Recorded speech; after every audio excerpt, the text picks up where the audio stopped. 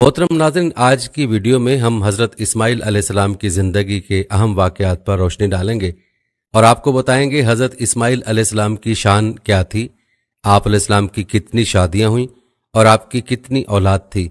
तमाम तर तफसीलात आपको बताएंगे और ये भी बताएंगे कि तौरात में हज़रत इस्माइल अलैहिस्सलाम के भाई को ज़बी क्यों कहा गया है और असल हकीकत क्या है। वीडियो ईमान अफरोज़ और दिलचस्प होने वाली है, लिहाजा वीडियो को आपने स्किप नहीं करना और आखिर तक लाजमी देखना है। नाज़रीन, सबसे पहले बात करते हैं हज़रत इस्माइल अलैहिस्सलाम की पैदाइश की। याद रहे कि हज़रत इब्राहीम अलैहिस्सलाम की पहली शादी अपनी चचाजाद हज़रत सारा अलैहिस्सलाम से हुई, लेकिन वो एक अरसे तक औलाद की नेमत से महरूम रहे। एक दिन हज़रत सारा ने उनसे फरमाया, आप हाजरा से निकाह कर लें, शायद अल्लाह ताला उनके बतन से औलाद अता फरमा दे। दरअसल ये सब कुछ मिन जानिब अल्लाह ही था। चुनाचे इब्राहीम अलैहिस्सलाम ने हज़रत हाजरा को अपनी ज़ौजियत में ले लिया और फिर शादी के 1 साल बाद ही उन्होंने हज़रत इस्माइल अलैहिस्सलाम को जन्म दिया। उस वक्त हज़रत इब्राहीम अलैहिस्सलाम की उम्र मुबारका 86 साल थी। जब हज़रत हाजरा उम्मीद से थी तो फरिश्ते ने आप अलैहिस्सलाम को लड़का होने की नवीद सुनाई और इस्माइल नाम रखने को कहा। याद रहे कि हज़रत इस्माइल अलैहिस्सलाम 1800 कबले मसीह में पैदा हुए, लेकिन नाज़रीन, हज़रत इब्राहीम अलैहिस्सलाम दुआओं, आरजुओं और तमन्नाओं के बाद पैराना साली में पहले फर्जंद की पैदाइश पर खुशियों का भरपूर इजहार भी न कर पाए थे कि उन्हें अल्लाह की तरफ से एक आजमाइश से गुजरना पड़ा।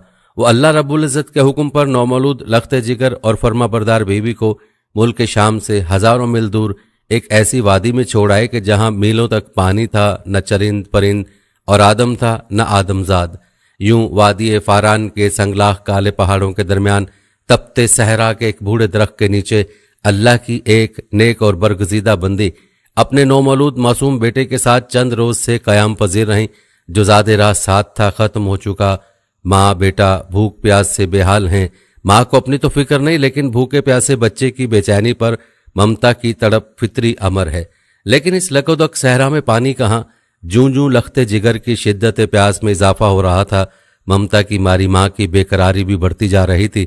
इसी हालत इज़्तिराब में करीब वाक़े पहाड़ी सोफा पर चढ़ी कि शायद किसी इंसान या पानी का कोई निशान मिल जाए, लेकिन बेसूद तड़पते दिल के साथ भागते हुए जरा दूर दूसरी पहाड़ी मरवा पर चढ़ी, लेकिन बेफायदा। इस तरह दोनों पहाड़ियों के दरमियान पानी की तलाश में 7 चक्कर मुकम्मल कर लिए।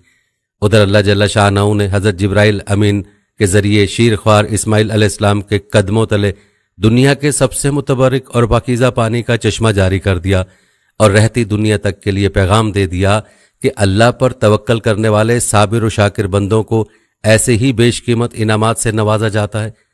नाजरीन, आब जमजम के बारे में हज़रत अब्दुल्ला बिन अब्बास रज़ियल्लाहु ताला अन्हु से रिवायत है कि नबी करीम सल्लल्लाहु अलैहि वसल्लम ने फरमाया कि अल्लाह पाक हज़रत इस्माइल अलैहिस्सलाम की वालिदा पर रहमत फरमाए, अगर वो पानी से चुल्लू ना बरती और उसे रुकने का ना कहती तो एक बहता हुआ चश्मा होता। याद रहे कि आब जमजम ग़िज़ा भी है और शिफा भी, दवा है और दुआ भी। अल्लाह ताला ने ना सिर्फ माँ बेटे के लिए बेहतरीन ग़िज़ा का बंदोबस्त किया, बल्कि ताक क़यामत मुसलमानों के फैज़ याब होने का वसीला बना दिया। और नाज़रीन, अल्लाह पाक की मंशा थी कि इस जगह को दुनिया का मुक़द्दस तरीन शहर बना दिया जाए। चुनाचे हज़रत हाजरा अपने साहबजादे के साथ वहीं रह रही थी कि एक रोज़ अरब के कबीले बनु जरहम के कुछ लोग पानी की तलाश में वहां पहुंचे और हज़रत हाजरा की इजाज़त से वहां रिहाइश इख्तियार कर ली। फिर दूसरे कबाइल भी वहां आकर आबाद हुए और यूं देखते ही देखते वो सुनसान सहरा दुनिया के सबसे मुकद्दस और मुतबरक और अजीम शहर मक्का मुकरमा में तब्दील हो गया। हज़रत हाजरा अलैहिस्सलाम ने बेटे की परवरिश और तालीम और तरबियत पर खसूसी तवज्जो दी। नाजरीन, 13 साल का तवील अरसा जैसे पलक झपकते गुजर गया। हज़रत इस्माइल अलैहिस्सलाम मक्के की मुकद्दस फिजाओं में आब जमजम पीकर और सब्र शुक्र के पैकर अजीम माँ की आगोश तरबियत में परवान चढ़ते हुए बेहतरीन सलाहियतों के मालिक खूबसूरत नौजवान का रूप धार चुके थे कि एक दिन हज़रत इब्राहीम अलैहिस्सलाम तशरीफ लाए और फरमाया, ए बेटा, मैं ख्वाब देखता हूं कि गोया तुम्हें ज़िबा कर रहा हूं, तो तुम सोचो कि तुम्हारा क्या ख्याल है। फर्मा बरदार बेटे ने सरे तस्लीम खम करते हुए फरमाया, अब्बा जान, आपको जो हुक्म हुआ है वही कीजिए, अल्लाह ने चाहा तो आप मुझे साबरीन में पाएंगे। हज़रत इस्माइल अलैहिस्सलाम का ये सादतमंदाना जवाब दुनिया भर के बेटों के लिए आदाब फर्जंदी की एक शानदार मिसाल है। हज़रत इब्राहीम अलैहिस्सलाम ने बेटे का जवाब सुना तो उन्हें सीने से लगाया اور حضرت حاجرہ کے پاس لے آئے۔ فرمایا اے حاجرہ، آج ہمارے نور نظر کو آپ اپنے ہاتھوں سے تیار کر دیجئے۔ ممتا کے مقدس، شیریں اور انمول جذبوں میں ڈوبی ماں نے اپنے اکلوتے بیٹے کو نئی پوشاک پہنائی، آنکھوں میں سرما، سر میں تیل لگایا اور خوشبو میں رچا بسا کر باپ کے ساتھ باہر جانے کے لیے تیار کر دیا۔ اسی اثنا میں حضرت ابراہیم علیہ السلام بھی ایک تیز دھار چھری کا بندوبست کر چکے تھے، پھر بیٹے کو ساتھ لے کر مکے سے باہر مینا کی جانب چل دیے۔ ناظرین کہتے ہیں کہ شیطان نے باپ بیٹے کے درمیان ہونے والی گفتگو سن لی تھی۔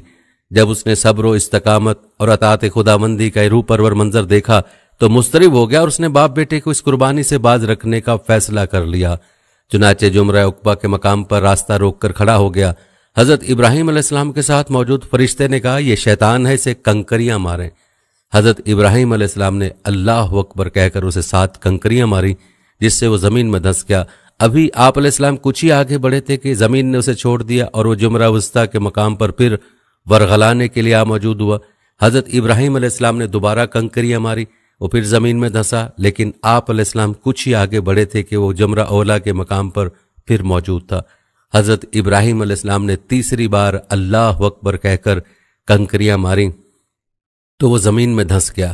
ناظرین، اللہ تبارک تعالیٰ کو ابراہیم خلیل اللہ کا شیطان کو کنکریاں مارنے کا عمل اس قدر پسند آیا کہ اسے رہتی دنیا تک کے لیے حج کے واجبات میں شامل فرما دیا۔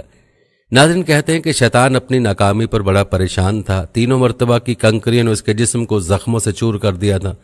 اچانک سے ایک نئی چال سوجی اور وہ عورت کا بھیس بدل کر بھاگم بھاگ حضرت حاجرہ کی خدمت میں حاضر اور بولا اے اسماعیل کی ماں، تمہیں علم ہے کہ ابراہیم تمہارے لختے جگر کو کہاں لے گئے ہیں؟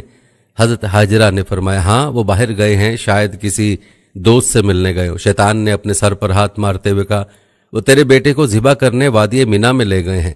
حضرت حاجرہ نے حیرت اور تعجب کا اظہار کرتے ہوئے فرمایا یہ کیسے ممکن ہے کہ ایک شفیق اور مہربان باپ اپنے چہیتے اور اکلوتے بیٹے کو ذبح کر دے؟ اس موقع پر بے ساختہ شیطان کے منہ سے نکلا وہ یہ سب اللہ تعالیٰ کے حکم پر کر رہے ہیں۔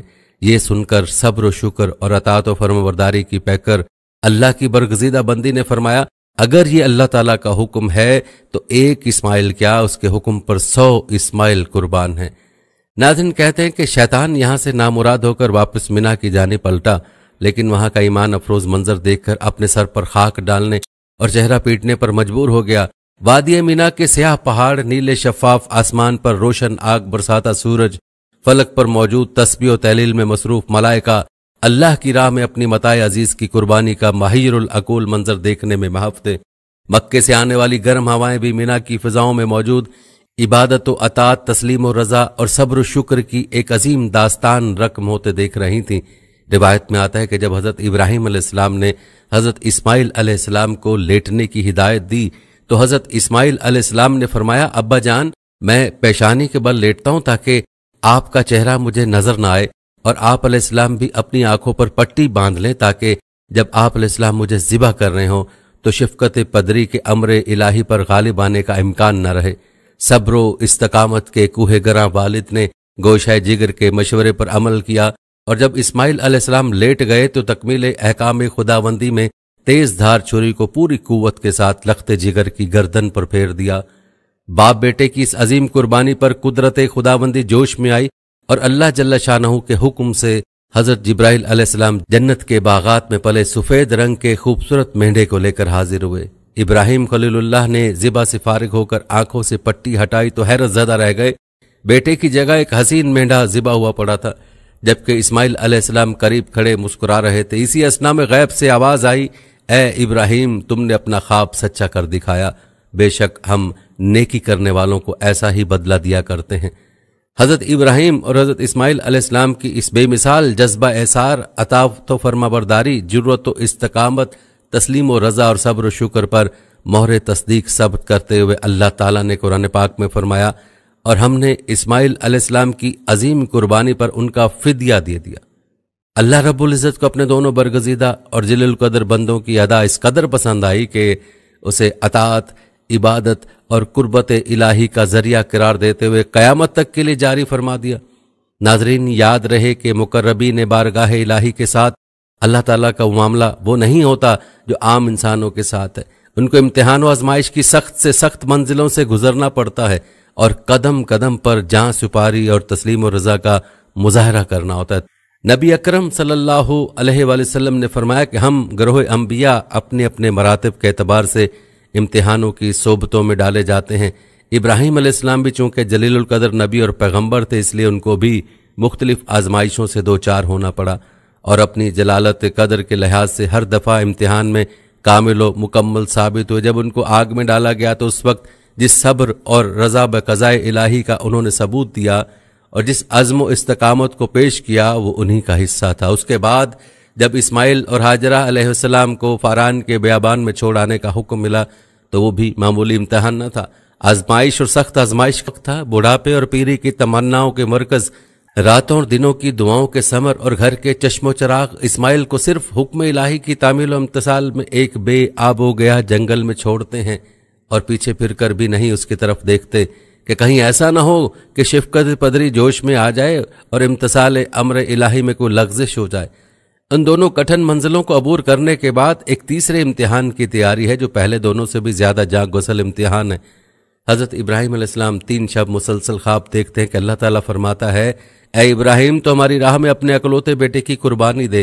انبیاء علیہ السلام کا خواب رویا صادقہ اور وحی الہی ہوتا ہے، اس لیے ابراہیم علیہ السلام رضا و تسلیم کا پیکر بن کر تیار ہو گئے کہ خدا کے حکم کی جلد سے جلد تعمیل کریں، مگر چونکہ یہ معاملہ تنہا اپنی ذات سے وابستہ نہ تھا بلکہ اس آزمائش کا دوسرا جز وہ بیٹا تھا جس کی قربانی کا حکم دیا گیا تھا، اس لیے باپ نے بیٹے کو اپنا خواب اور خدا کا حکم سنایا۔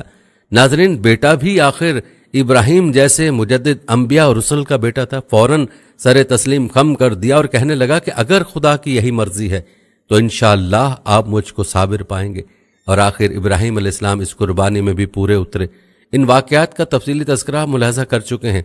ناظرین، یہی وہ قربانی ہے جو اللہ تعالیٰ کی بارگاہ میں ایسی مقبول ہوئی کہ بطور یادگار ہمیشہ کے لیے ملت ابراہیمی کا شعار قرار پائی، اور آج بھی ذی الحج کی 10ویں تاریخ کو تمام دنیا اسلام میں یہ شعار اسی طرح منایا جاتا ہے۔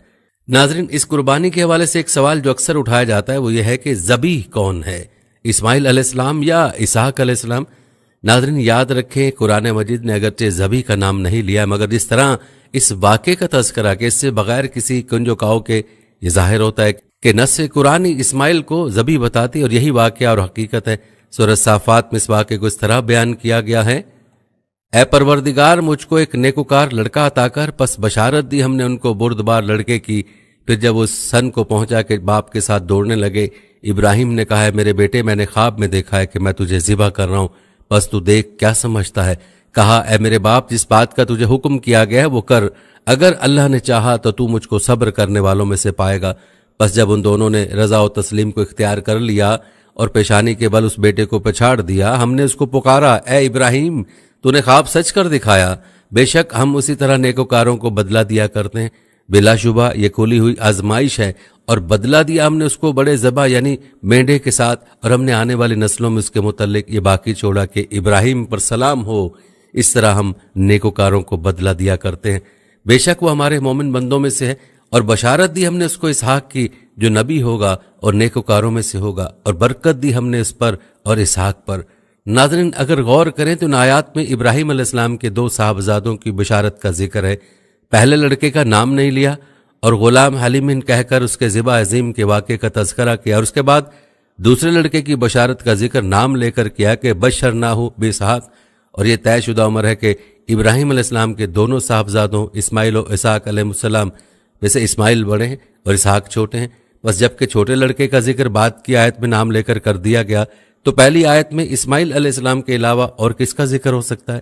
بلا شبہ وہ اسماعیل علیہ السلام ہی ہیں جنہوں نے ستجدنی انشاءاللہ من الصابرین کہہ کر وطلت للجبین کا مظاہرہ کر کے وفدیناہ بذبح عظیم کا اعزاز حاصل کیا۔ علاوہ ازیں صرف قرآن عزیز ہی اسماعیل علیہ السلام کو ذبیح نہیں کہتا، بلکہ تورات کی عبارت کو اگر غور سے مطالعہ کیا جائے تو وہ بھی یہی بتاتی ہے کہ اسماعیل علیہ السلام اور صرف اسماعیل علیہ السلام ہی ذبیح ہیں۔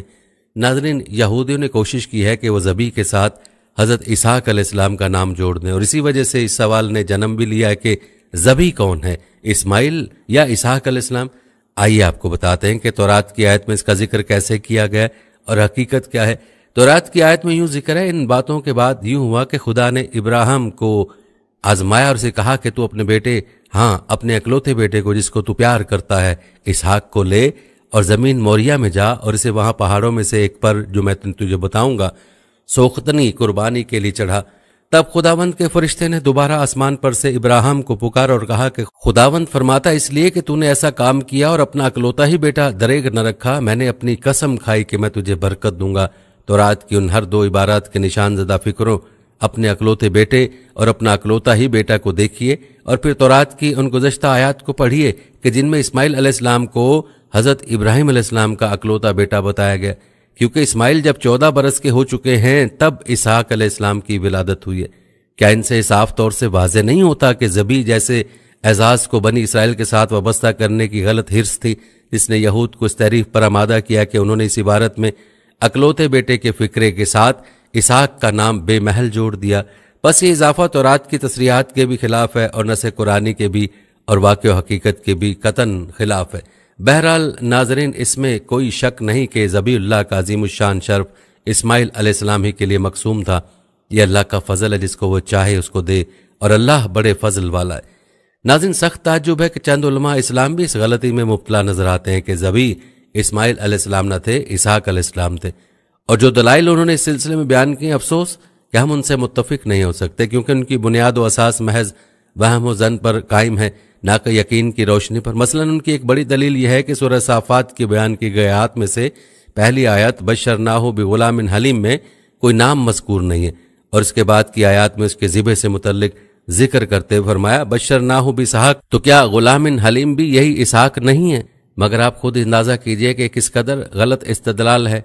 अव्वल इन आयत के सयाक व सबाक का मुताला कीजिए और फिर गौर कीजिए कि बशरनाहु बिग़ुलामिन हलीम के बाद बशरनाहु बिसहाक को अतफ के जरिए जिस तरह जुदा किया गया है, अरबी असूल नहव के मुताबिक कौन सी गुंजाइश है कि उन दोनों को एक ही शख्सियत करार दिया जाए, खसूसन जबकि दोनों की बशारत के जिक्र के साथ साथ जुदा जुदा उनके औसाफ भी बयान किए गए।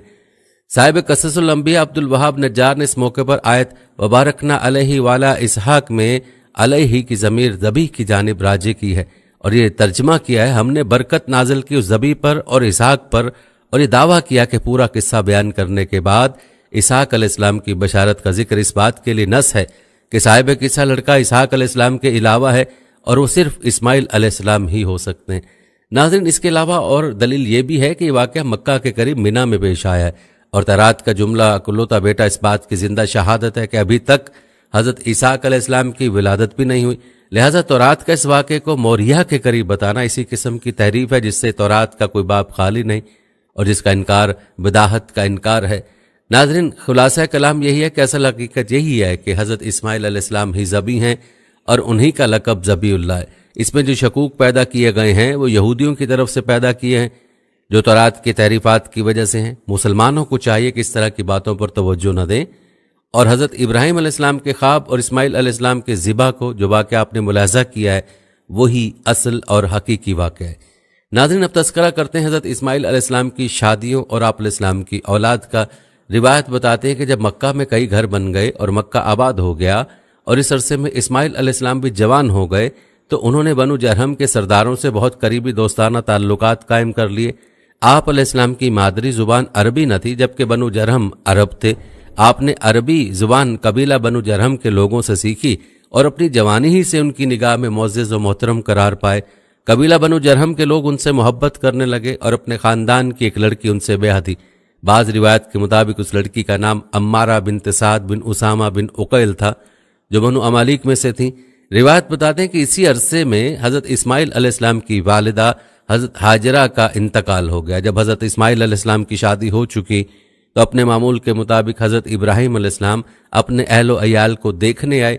हज़रत इस्माइल अलैहिस्सलाम उस वक्त अपने घर में ना थे। उन्होंने अपनी बहू से पूछा, इस्माइल कहाँ हैं? उन्होंने जवाब दिया, वो रोज़ी की तलाश में गए हैं। इब्राहिम अलैहिस्सलाम ने पूछा, तुम्हारा गुजारा कैसे होता है? उन्होंने शिकायत की और कहा कि बहुत ज़्यादा तंगी से वक्त गुजर रहा है। साथ ही बहुत सारी और मुश्किलात भी बयान की। हज़रत इब्राहिम अलैहिस्सलाम ने फरमाया, जब तुम्हारे शोहर आ जाएं तो उनको मेरा सलाम कहना और उनसे कहना कि अपने दरवाजे की चौखट बदल दें। ये पैगाम देकर हज़रत इब्राहिम अलैहिस्सलाम वापस रवाना हो गए। जब हज़रत इस्माइल अलैहिस्सलाम घर तशरीफ़ लाए तो उन्होंने कुछ महसूस किया और अहलिया से पूछा, क्या तुम्हारे पास कोई मेहमान आया था? उसने कहा, हाँ, एक बुजुर्ग आए थे। انہوں نے آپ کے متعلق سوال کیا تو میں نے ان کو بتا دیا، پھر انہوں نے ہماری زندگی کے متعلق سوال کیا تو میں نے ان کو بتا دیا کہ ہم لوگ بڑی مشقت اور بڑی پریشانی میں ہیں۔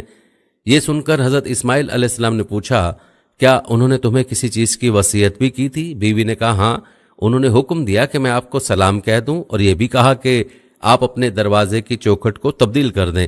حضرت اسماعیل علیہ السلام نے فرمایا، وہ میرے والد تھے اور انہوں نے اپنے اس پیغام میں مجھے حکم دیا ہے کہ میں تمہیں اپنے سے جدا کر دوں، لہٰذا تم اپنے گھر والوں کے پاس چلی جاؤ۔ یوں حضرت اسماعیل علیہ السلام نے اس بیوی کو طلاق دے دی۔ روایات کے مطابق اس سے ابھی کوئی اولاد نہ ہوئی تھی۔ روایت بتاتی ہیں کہ پھر آپ علیہ السلام نے قبیلہ بنو جرہم کی دوسری لڑکی سے شادی کر لی، اس کا نام سیدہ بنت مزاز بن عمرو الجرہمی تھا۔ روایت کے مطابق اس بیوی سے آپ علیہ السلام کے 12 بیٹے پیدا ہوئے، ان کے نام ابن کثیر نے یوں بیان کیے ہیں: نابت، کیدر، ازبل، میشی، مسمع، معاش، دما، ادر، یتور، نبش، تیمہ اور کیزمہ۔ روایت کے مطابق ان 12 بھائیوں کی ایک ہی بہن تھی جس کا نام نسمہ بنت اسماعیل تھا۔ آپ علیہ السلام نے اپنی بیٹی کی شادی اپنے بھائی اسحاق بن ابراہیم کے بیٹے الیس بن اسحاق سے کی۔ اس سے معلوم ہوتا ہے کہ بعد مکانی کے باوجود دونوں بھائیوں کے درمیان باہمی تعلقات بہت مضبوط اور قریبی تھے۔ ابن کثیر کے مطابق حضرت اسماعیل کے 2 نواسے بہت معروف ہوئے، ایک کا نام الروم تھا، دوسرے کا نام الیونان تھا۔ ناظرین، یاد رہے کہ حضرت ابراہیم علیہ السلام کے اذن و حکم کے مطابق ہی سفر کیا کرتے تھے۔ آپ علیہ السلام نے اس وقت تک مکہ کی طرف اگلا سفر نہ کیا جب تک اللہ نے اذن نہ دیا۔ پھر ایک زمانے کے بعد تشریف لائے تو حضرت اسماعیل علیہ السلام اب بھی گھر پر موجود نہیں تھے، لہٰذا ان کی بیوی کے پاس گئے اور ان سے حضرت اسماعیل علیہ السلام کے متعلق سوال کیا۔ ان کی اہلیہ نے کہا کہ وہ روزی کی تلاش میں نکلے ہوئے ہیں۔ حضرت ابراہیم علیہ السلام نے دوسرا سوال کیا کہ تمہارے شب و روز کیسے گزر رہے ہیں؟ بہو نے جواب دیا، اللہ کا شکر ہے، ہم لوگ خیر و عافیت سے ہیں، اور اللہ کی حمد و ثنا بیان کی۔ یہ جواب سن کر حضرت ابراہیم علیہ السلام خوش ہوئے اور پھر دوسرا سوال کیا کہ تمہارا طعام کیا ہے؟ بہو نے جواب دیا، گوشت۔ پھر حضرت ابراہیم علیہ السلام نے سوال کیا، تمہارا مشروب کیا ہے؟ بہو نے جواب دیا، زمزم کا پانی۔ حضرت ابراہیم علیہ السلام نے دعا دی اور کہا کہ اے اللہ، ان لوگوں کے لیے گوشت اور پانی میں برکت دے۔ یہاں تک گفتگو کرنے کے بعد حضور صلی اللہ علیہ وآلہ وسلم نے فرمایا، اس روز اس گھر میں کھانے کی کوئی چیز نہیں تھی، اگر کوئی اور چیز بھی ہوتی تو اس کے لیے بھی وہ برکت کی دعا کرتے۔ روایت ہے کہ نبی کریم صلی اللہ علیہ وآلہ وسلم نے ارشاد فرمایا، اس عظیم خاتون کی عظمت اور صبر و شکر کی اعلیٰ مثال تھی، حالانکہ اس وقت ان کے پاس گھر میں خوراک کا ایک دانہ بھی نہ تھا۔ بہرحال حضرت ابراہیم علیہ السلام نے ان کے لیے ان کے اکل و شرب میں برکت کی دعا کی۔ حضور صلی اللہ علیہ وآلہ وسلم نے فرمایا، ان دونوں میاں بیوی کے صبر و توکل اور دعائے خلیل کی وجہ سے مکہ میں ہر چیز فراوانی سے پائی جاتی ہے۔ حضرت ابراہیم علیہ السلام نے رخصت ہوتے ہوئے حضرت اسماعیل علیہ السلام کی اہلیہ سے فرمایا، جب تمہارے شوہر آ جائیں تو ان کو میرا سلام کہنا اور ان کو میری طرف سے حکم پہنچا دینا کہ وہ اپنے دروازے کی چوکھٹ کو برقرار رکھیں۔ آج بھی جب اسماعیل علیہ السلام گھر تشریف لائے تو اپنی بیوی سے سوال کیا کہ تمہارے پاس کوئی مہمان آیا تھا؟ ان کی بیوی نے جواب دیا کہ ہاں، ایک اچھی شکل و صورت والے بہت پیارے بزرگ آئے تھے اور ان کی خوب تعریف کی۔ انہوں نے مجھ سے آپ کے متعلق سوال کیا تو میں نے ان کو جواب دے دیا۔ پھر انہوں نے سوال کیا کہ ہماری زندگی کیسی گزر رہی ہے تو میں نے ان کو بتایا کہ ہم لوگ خیر و عافیت سے ہیں۔ حضرت اسماعیل علیہ السلام یہ سن کر خوش ہوئے اور اپنی بیوی سے پوچھا، کیا انہوں نے تمہیں کوئی وصیت بھی کی تھی؟ اس نے جواب دیا کہ ہاں، انہوں نے آپ کو سلام کہا ہے اور یہ بھی حکم دیا ہے کہ آپ اپنے دروازے کی چوکھٹ برقرار رکھیں۔ حضرت اسماعیل علیہ السلام نے فرمایا کہ میرے والد حضرت ابراہیم علیہ السلام تھے اور چوکھٹ تم ہو، اور مجھے حکم دیا گیا کہ میں تمہیں اپنے پاس رکھوں۔ ناظرین، روایت بتاتے ہیں کہ حجاز مقدس یعنی مکہ مدینہ کے تمام عرب حضرت اسماعیل علیہ السلام کی 2 صاحبزادوں یعنی کیدار اور نابت کی اولاد میں سے۔ مورخین نے لکھا ہے کہ دنیا میں جو شخص سب سے پہلے گھوڑے پر سوار ہوا وہ حضرت اسماعیل علیہ السلام تھے۔ اس سے پہلے گھوڑا وحشی جانور تھا۔ حضرت اسماعیل علیہ السلام نے اسے سدھایا اور مانوس کیا اور پھر اس پر سواری کی، جیسا کہ حضرت عبداللہ بن عمر رضی اللہ تعالیٰ عنہ سے مروی ہے کہ رسول اکرم صلی اللہ علیہ وآلہ وسلم نے فرمایا، گھوڑوں کو اپناؤ اور ان پر سواری کرو، بے شک یہ تمہارے باپ حضرت اسماعیل علیہ السلام کی میراث ہے۔ اور اموی رحمۃ اللہ علیہ ایک حدیث بیان کرتے ہیں کہ رسول اکرم صلی اللہ علیہ وآلہ وسلم نے فرمایا کہ پہلا شخص جس نے واضح عربی زبان کے ساتھ زبان کھولی وہ اسماعیل علیہ السلام ہے، اور یہ اس وقت 14 سال کی عمر کے تھے۔ عربی کے علاوہ آپ کو قبطی اور عبرانی زبان پر بھی عبور حاصل تھا۔ پیارے ناظرین، اب بات کرتے ہیں خانہ کعبہ کی تعمیر میں آپ علیہ السلام کے حصے کی۔ یاد رہے کہ حضرت اسماعیل علیہ السلام نے خانہ کعبہ کی تعمیر کے دوران اپنے والد کے شانہ بشانہ کام کیا۔ आप अलैहिस्सलाम पत्थर और गारा वालिद को देते जाते और वो उन्हें दीवार पर चुनते रहते। रिवायत में है कि खाना काबा की दीवारों पर जो पत्थर इस्तेमाल हुआ उसे हजरत इस्माइल अलैहिस्सलाम ने 5 पहाड़ों से जमा किया था, जिनके नाम किताबों में कुछ इस तरह से: तूर हिरा, तूर ज़ेता, तूर लुबनान, तूर सीना और तूर जोदी। हजरत इस्माइल अलैहिस्सलाम हजरत जिब्राइल अलैहिस्सलाम की निशानदही पर जबल अबू कैस से हजर अस्वद लेकर आए, जो जन्नत का याकूत है, जैसा कि सूरह बकरा आयत नंबर 127 में अल्लाह ताला फरमाता है। और जब इब्राहिम और इस्माइल अलैहिस्सलाम बैतुल्लाह की बुनियादें ऊंची कर रहे थे तो दुआ किए जाते थे कि ऐ हमारे परवरदिगार, हमारी ये खिदमत कबूल फरमा, बेशक तू सुनने वाला और जानने वाला है। नाज़रीन, हजरत इब्राहिम अलैहिस्सलाम अगरचे फ़लस्तीन में मुकीम थे, मगर बराबर मक्का में हाजरा और इस्माइल अलैहिस्सलाम को देखने आते रहते थे। इसी असना में इब्राहिम अलैहिस्सलाम को अल्लाह ताला का हुक्म हुआ कि काबतुल्लाह की तामीर करो। हजरत इब्राहिम अलैहिस्सलाम ने हजरत इस्माइल अलैहिस्सलाम से तज़किरा किया और दोनों बाप बेटों ने बैतुल्लाह की तामीर शुरू कर दी। हाफिज इब्ने हजर अस्कलान रहमतुल्लाह अलैह ने फतल बारी में एक रिवायत नकल की है जो ये जाहिर करती है कि बैतुल्लाह की सबसे पहली असास हजरत आदम अलैहिस्सलाम के हाथों रखी गई और मलाइकतुल्लाह ने उनको वो मकाम बता दिया था जहां काबा की तामीर हुई थी, मगर हजारों साल के हवादिस ने उसको बेनिशान कर दिया। अलबत्ता अब भी वो एक टीला या उभरी हुई जमीन की शक्ल में मौजूद था। यही वो मकाम है जिसका वही इलाही ने इब्राहिम अलैहिस्सलाम को बताया और उन्होंने इस्माइल अलैहिस्सलाम की मदद से उसको खोदना शुरू किया तो साबिक तामीर की बुनियादें नजर आने लगीं। उन्हीं बुनियादों पर बैतुल्लाह की तामीर की गई, मगर कुरान मजीद ने बैतुल्लाह की तामीर का मामला हजरत इब्राहिम अलैहिस्सलाम से ही शुरू किया है और इससे पहली हालत का कोई तज़किरा नहीं किया। हासिल ये कि उस वाक़े से कबल तमाम कायनात और दुनिया के गोशे गोशे में बूतों और सितारों की परस्तिश के लिए हैकल और मंदिर मौजूद थे और उन्हीं के नामों पर बड़ी बड़ी तामीरात की जाती थीं। नाज़रीन, रिवायत बताते हैं कि मिस्रियों के यहाँ सूरज देवता इजरीस, उजरीस, हैरिसिस और बौल देवता सभी के नाम पर हैकल और मंदिर थे। अशोरियों ने बौल देवता का हैकल बनाया और अबुल होल का मुजस्मा बनाकर उसके जिस्मानी अजमत का मुजाहरा कराया। कनानियों ने मशहूर कला बालबक में उसी बौल का मशहूर हैकल बनाया था जो आज तक यादगार चला आता है। गजा के बाशिंदे दाजून मछली देवी के मंदिर पर चढ़ावे चढ़ाते थे जिसकी शक्ल इंसान की और जिस्म मछली का बनाया गया था। अमोनियों ने सूरज देवता के साथ अश्तारून यानी कमर को देवी बनाकर पूजा और इसके लिए अजीमुशान हैकल तैयार किए। फारिस ने आग की तकदीस का ऐलान करके आतिश कदे तैयार किए। रूमियों ने मसीह और कुंवारी मरियम अलैहिस्सलाम के बुत बनाकर कलेसाओं को जीनत दी और हिंदुओं ने महात्मा बुत श्री रामचंद्र, श्री महावीर और महादेव को देवता और अवतार मानकर और काली देवी, शीतला देवी, सीता देवी और पार्वती देवी नामों से हजारों बुतों की परस्तिश के लिए कैसे कैसे अजीमुशान मनादिर तैयार किए। हरद्वार पर याग, काशीपुर, टैक्सला, सांची और बोधा गया जैसे मजहबी मकामात इसकी जिंदा शहादतें। मगर इन सब के बरक्स सिर्फ खुदाए वाहिद की परस्तिश और उसकी यकताई के इकरार में सर न्याज झुकाने के लिए, यूं कह लिए कि तौहीद इलाही की सरबुलंदी के इजहार के लिए दुनिया के बुतकदों में पहला घर जो खुदा का घर कहलाया वो यही बैतुल्लाह है। और इसके बारे में इरशाद बारी ताला है, बेशक सबसे पहले वो घर जो लोगों के लिए खुदा की याद के लिए बनाया गया, अलबत्ता वो है जो मक्का में है, वो सरताप बरकत है और जहान वालों के लिए हिदायत का सरचश्मा। नाज़रीन, इसी तामीर को शर्फ हासिल है कि इब्राहिम अलैहिस्सलाम जैसा जलीलुल कद्र पैगंबर इसका मेमार है और इस्माइल अलैहिस्सलाम जैसा नबी और ज़बी इसका मजदूर। बाप बेटे बराबर उसकी तामीर में मसरूफ़ हैं और जब उसकी दीवारें ऊपर उठती हैं और बुजुर्ग बाप का हाथ ऊपर तामीर से माजूर हो जाता है तो कुदरत की हिदायत के मुताबिक एक पत्थर को बाड़ बनाया जाता है जिसको इस्माइल अलैहिस्सलाम अपने हाथ से सहारा देते और इब्राहिम अलैहिस्सलाम उस पर चढ़कर तामीर करते जाते हैं। यही वो यादगार है जो आज मकाम इब्राहिम के नाम से मौसूम है।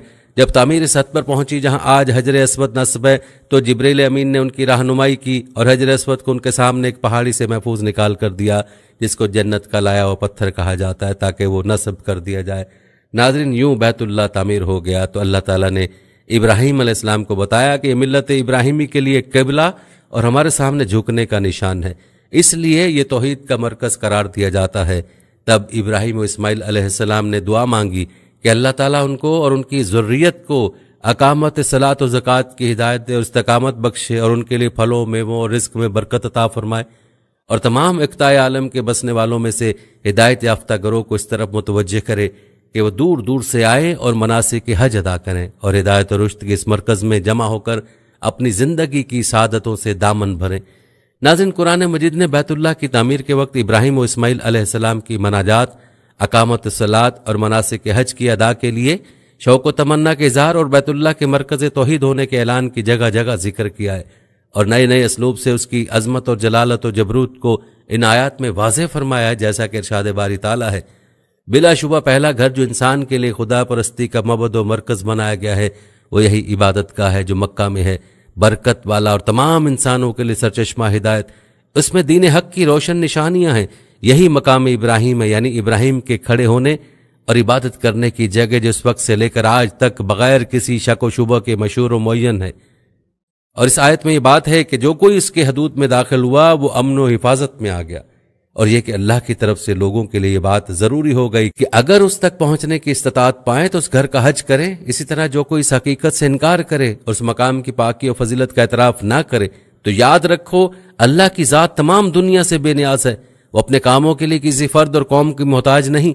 नाजरीन, अल्लाह ताला ने हज़रत इब्राहीम अलैहिस्सलाम और हज़रत इस्माइल अलैहिस्सलाम की इस तामीर का तज़किरा बारहा फरमाया।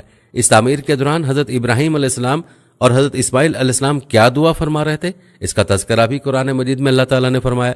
नाजरीन, ये दुआ बहुत ही प्यारी दुआ है और इसका तज़किरा कुरान पाक में यूं हुआ है। और फिर देखो, जब ऐसा हुआ था कि हमने मक्का के इस घर को यानी खाना काबा को इंसानों की गरो आवरी का मरकज और अमन हरकत का मकाम ठहरा दिया और हुक्म दिया कि इब्राहिम के खड़े होने की जगह हमेशा के लिए नमाज की जगह बनाई जाए, और हमने इब्राहिम और इस्माइल को हुक्म दिया था कि हमारे नाम पर जो घर बनाया गया है उसे तवाफ करने वालों, इबादत के लिए ठहरने वालों और रकू सजूद करने वालों के लिए हमेशा पाक रखना और जुल्म व मासियत की गंदगियों से आलूदा न करना। और फिर जब ऐसा हुआ था कि इब्राहिम ने खुदा के हजूर दुआ मांगी थी, ऐ परवरदिगार, इस जगह को जो दुनिया की आबाद सरजमीनों से दूर और सरसब्जी और शादाबी से यककलम महरूम है, अमन व अमान का एक आबाद शहर बना दे, और अपने फजल व करम से ऐसा करके यहाँ के बसने वालों में जो लोग तुझ पर और आखिरत के दिन पर ईमान रखने वाले हों उनके रिस्क के लिए हर तरह की पैदावार मुहैया हो जाए। इस पर इरशाद इलाही हुआ था कि तुम्हारी दुआ कबूल की गई, और यहाँ के बाशिंदों में से जो कोई कुफ्र का शेवा इख्तियार करेगा, जो कोई कुफ्र का शेवा इख्तियार करेगा सो उसे भी हम सरो सामान्य रिस्क से फ़ायदा उठाने देंगे। अलबत्ता ये फ़ायदा उठाना बहुत थोड़ा होगा, क्योंकि बिल आखिर उसे पादाश अमल में चारों न चार दोज़ख में जाना है। और जो बदबख्त नेमत की राह छोड़कर अजाब की राह इख्तियार कर ले तो क्या ही बुरी उसकी राह है और क्या ही बुरा उसका ठिकाना है। और फिर देखो वो कैसा अजीमुशान और इनकलाब अंगेज वक्त था जब इब्राहिम खाना काबा की बुनियादें चुन रहा था और इस्माइल भी उसके साथ शरीक था। उनके हाथ तो पत्थर चुन रहे थे और दिलो जुबान पर यह दुआ तारी थी, ऐ परवरदिगार, हम तेरे दो आजिज बंदे तेरे मुकद्दस नाम पर इस घर की बुनियाद रख रहे हैं, हमारा ये अमल तेरे हजूर कबूल हो। बिलाशुबा तू ही है जो दुआओं के सुनने वाला है और मसाले आलम का जानने वाला है। ऐ परवरदिगार, अपने फजल व करम से हमें ऐसी तौफीक दे कि हम सच्चे मुस्लिम यानी तेरे हुक्मों के फरमाबरदार हो जाएं, और हमारी नस्ल में से भी एक ऐसी उम्मत पैदा कर दे जो तेरे हुक्मों की फरमाबरदार हो। खुदाया, हमें इबादत के सच्चे तौर तरीके बता दे और हमारे कसूरों से दरगुजर कर। बिलाशुबा तेरी ही ज़ात है जो रहमत से दरगुजर करने वाली है और जिसकी रहीमाना दरगुजर की कोई इंतहा नहीं। और खुदाया, अपने फजल व करम से ऐसा करना कि उस बस्ती के बसने वालों में तेरा एक रसूल मबूस हो जो उन्हीं में से हो। वो तेरी आयतें पढ़कर लोगों को सुनाए, किताब और हिकमत की उन्हें तालीम दे और अपनी पैगम्बराना तरबियत से उनके दिलों को मांझ दे। ऐ परवरदिगार, बिलाशुबा तेरी ही ज़ात है जो हिकमत वाली है और सब पर गालिब है। नाज़रीन, आपने मुलाहिज़ा फरमाया कि हज़रत इब्राहीम अलैहिस्सलाम और हज़रत इस्माइल अलैहिस्सलाम की दुआ कितनी प्यारी और अजीम दुआ है, और इसी दुआ का ये समरा है कि अल्लाह ताला ने हज़रत इब्राहीम और हज़रत इस्माइल की औलाद में हमारे प्यारे आका सरवर दो जहां सल्लल्लाहु अलैहि वसल्लम को पैदा फरमाया। नाज़रीन, कुरान पाक में एक और मकाम पर इस तामीर का तज़किरा अल्लाह ताला ने यूं फरमाया है, और वो वक्त याद करो जब हमने इब्राहिम के लिए खाना काबा की जगह मुकर्रर कर दी और हुक्म दिया कि मेरे साथ किसी चीज़ को शरीक न कर, और मेरा ये घर उन लोगों के लिए पाक रख जो तवाफ करने वाले हों, इबादत में सरगर्म रहने वाले हों, रकू व सजूद में झुकने वाले हों। हुक्म दिया कि लोगों में हज का ऐलान पुकार दे और लोग तेरे पास दुनिया के तमाम दूर दराज राहों से आया करेंगे, पापयादा और हर तरह की सवारियों पर जो मुशक्क़त सफ़र से थकी हुई होंगी। वो इसलिए आएंगे कि अपने फ़ायदा पाने की जगह में हाजिर हो जाएं, और हमने जो पालतू जानवर पाए उनके लिए मुहैया कर दिए हैं। उनकी कुर्बानी करते हुए मुकर्ररा दिनों में अल्लाह का नाम लें, बस कुर्बानी का गोश्त खुद भी खाओ और भूखे फ़कीरों को भी खिलाओ। फिर कुर्बानी के बाद वो अपने जिस्म व लिबास का मैल कुचैल दूर कर दें यानी एहराम उतार दें, नेज़ अपनी नज़रें पूरी करें और इस खाना कदीम यानी खाना काबा के गिर्द फेरे फेर लें। تو دیکھو حج کی بات یوں ہوئی، اور جو کوئی اللہ کی ٹھہرائی ہوئی حرمتوں کی عظمت مانے تو اس کے لیے اس کے پروردگار کے حضور بڑا ہی بہتری ہے۔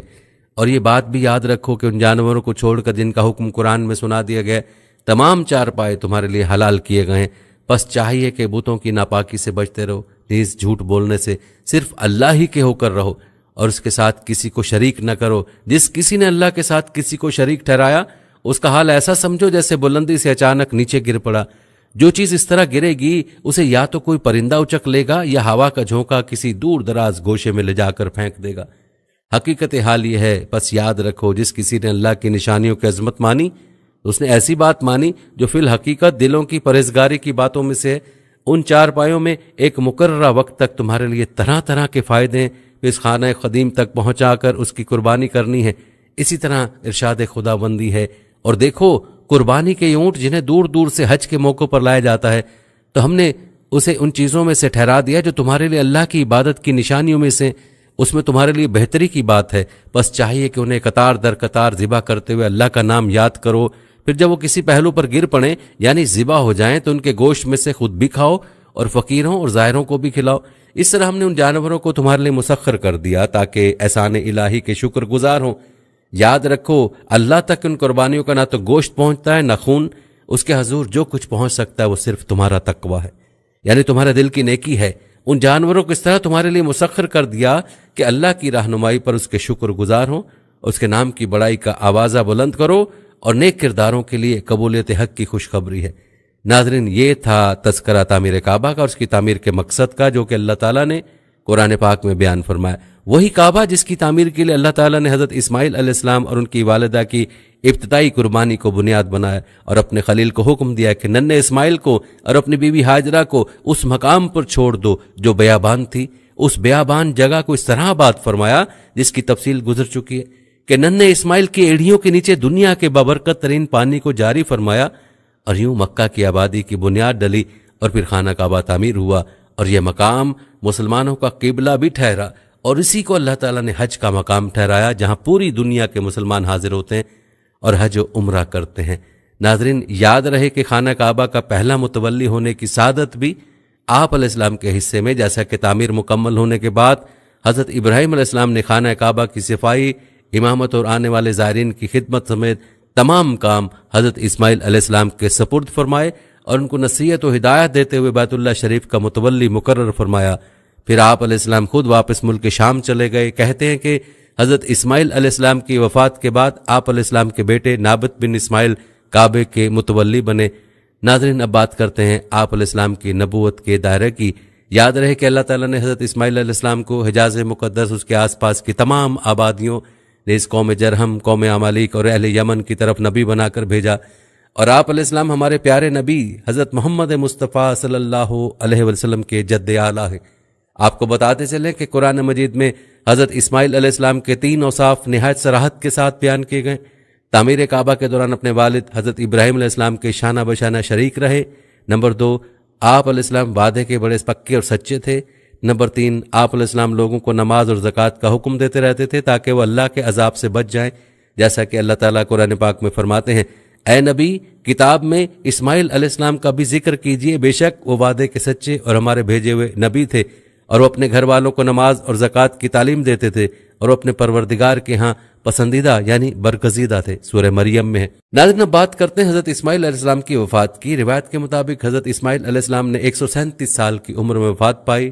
آپ علیہ السلام کو کعبۃ اللہ کے صحن میں میزاب رحمت اور حجر اسود کے درمیان اپنی والدہ کے پہلو میں سپرد خاک کیا گیا۔ پیارے ناظرین، کہتے ہیں کہ قرآن پاک میں حضرت اسماعیل علیہ السلام کا ذکر 12 مقامات پر آیا، اور آپ علیہ السلام کا شمار اللہ تعالیٰ کے جلیل القدر انبیاء میں ہوتا ہے۔ ناظرین، آخر میں جانے سے پہلے آپ کو حضرت ابراہیم علیہ السلام کی حضرت سارہ کے ساتھ شادی اور ہجرت کا عجیب واقعہ بتا دیں، جس میں حضرت اسماعیل علیہ السلام کی ولادت کا تذکرہ بھی موجود ہے۔ روایت بتاتی ہیں کہ آگ میں ڈالے جانے کے بعد حضرت ابراہیم علیہ السلام نے بابل سے ہجرت کا ارادہ فرمایا، اور پھر ایک دن اپنے اہل خانہ کے ساتھ حران نامی علاقے میں ہجرت کر گئے۔ یاد رہے کہ حضرت ابراہیم علیہ السلام نے بابل ہی میں اپنے چچا زاد بہن حضرت سارہ سے شادی کر لی تھی۔ پھر اللہ تعالیٰ نے آپ علیہ السلام کو بیت المقدس جانے کا حکم فرمایا۔ اس وقت آپ کی عمر 75 سال تھی۔ بیت المقدس میں کچھ عرصے قیام کے بعد آپ مصر ہجرت کر گئے۔ یہاں پر آپ علیہ السلام کے ساتھ عجیب واقعہ پیش آیا، اور اللہ تعالیٰ نے اپنی قدرت اور معجزے کا ظہور فرمایا۔ یہ واقعہ یوں نقل کیا جاتا ہے کہ حضرت ابراہیم علیہ السلام جس وقت مصر پہنچے تو وہاں فرعونوں کی حکومت تھی، اور عمرو بن امرۃ القیس وہاں کا فرعون بادشاہ تھا جو نہایت عیاش، ظالم اور جابر تھا۔ کسی نے بادشاہ کو بتایا کہ ہمارے شہر میں ایک پردیسی آیا ہے جس کے ساتھ ایک حسین و جمیل عورت بھی ہے۔ فرعون نے سن کر فوری طور پر حضرت ابراہیم علیہ السلام کو دربار میں طلب کیا اور حضرت سارہ علیہ السلام کے بارے میں سوال و جواب کیے۔ حضرت سارہ اللہ کی برگزیدہ بندی تھی اور انہیں اپنے اللہ پر بڑا یقین تھا، چنانچہ وہ طلب کرنے پر بادشاہ کے پاس تشریف لے گئیں۔ بادشاہ نے جب انہیں دیکھا تو خود پر قابو نہ رکھ سکا اور برے ارادے سے انہیں پکڑنے کے لیے آگے بڑھا۔ حضرت سارہ اس وقت اپنے رب سے دعا میں مصروف تھیں۔ جیسے ہی فرعون آگے بڑھا اس کے قدم زمین میں دھنس گئے۔ بادشاہ بدحواس ہو گیا اور جلدی سے بولا، تم میرے لیے اپنے اللہ سے دعا کرو، میں تمہیں کوئی تکلیف نہیں پہنچاؤں گا۔ حضرت سارہ نے دعا فرمائی کہ اے اللہ، اگر یہ مر گیا تو کہا جائے گا کہ میں نے اسے قتل کیا، اے اللہ تو اسے آزاد کر دے۔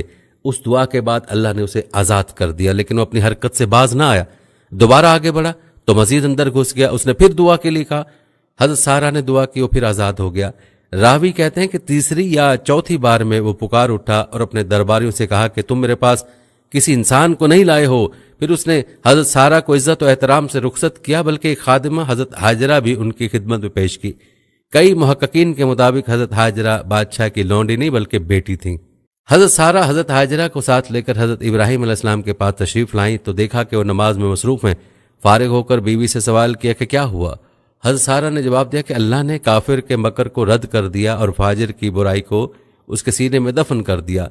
روایت بتاتے کہ اس واقعے کے بعد حضرت ابراہیم علیہ السلام دوبارہ فلسطین منتقل ہو گئے۔